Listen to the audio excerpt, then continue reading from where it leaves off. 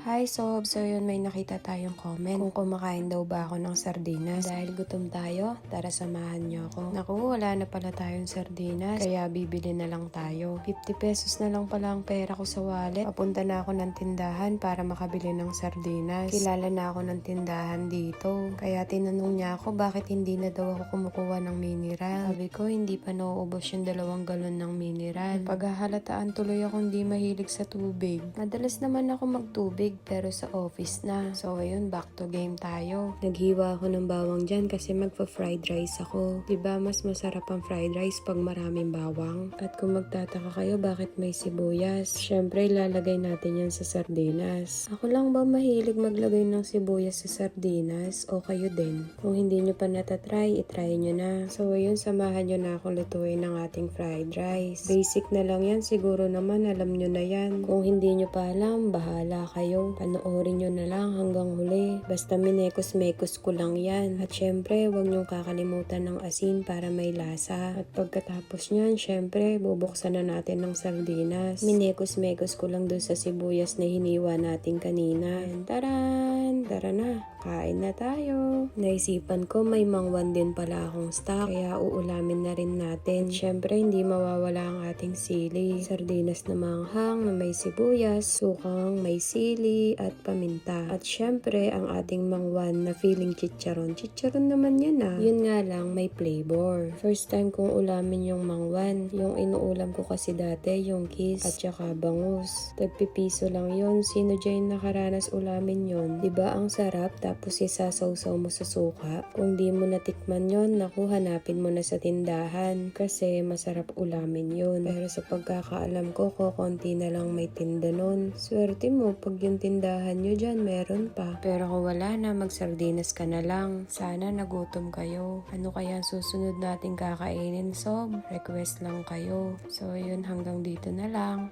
Bye!